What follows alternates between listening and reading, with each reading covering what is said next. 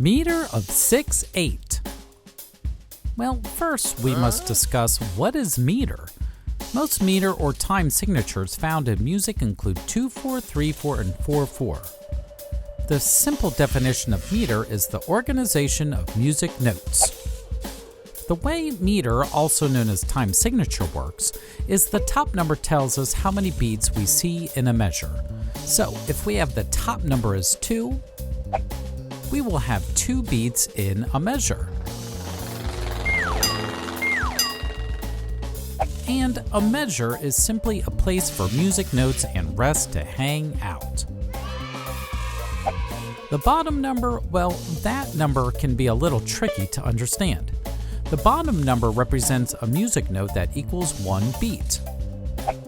You've probably learned about a bunch of different music notes, like the quarter note, for example.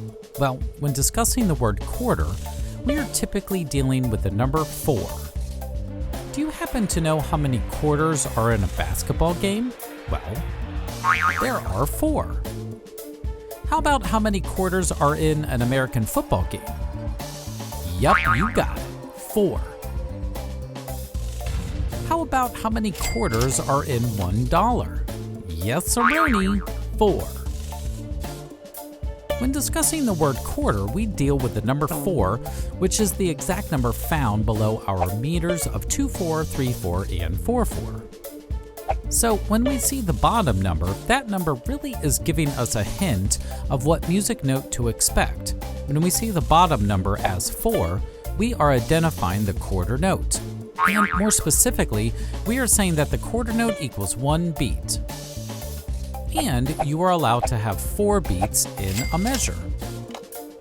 Now, can that bottom number change? Well, it sure can. And the next common meter we would find in music with a different number at the bottom is 6/8. So let's get back to some notes you may have already learned.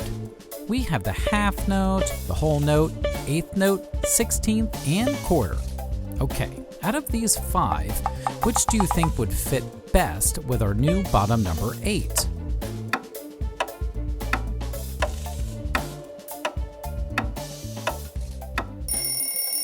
If you said the bottom number 8 fits best with the 8th note, well, you are correct.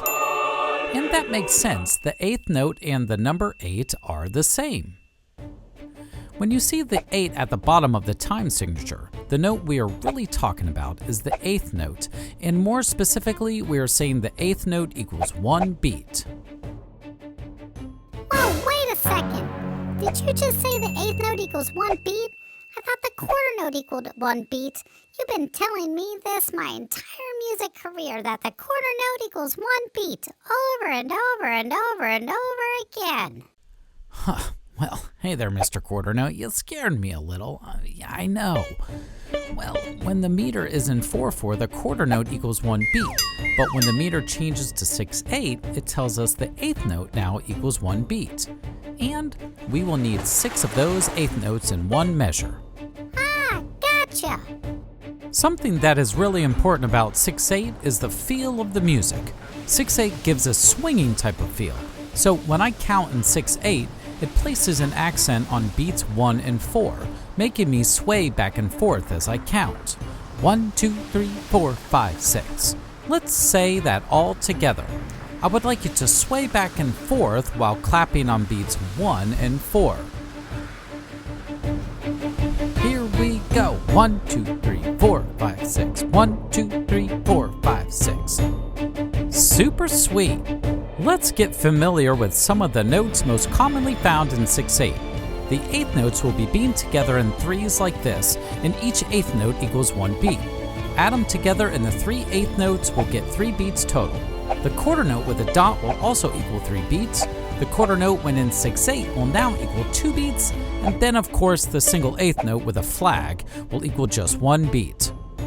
Teachers and parents, if you want to continue the journey with me now and get completed lesson plans, extensions for teaching 6/8 with printable and digital resources, body percussion exercises, and more, visit the link in the description box.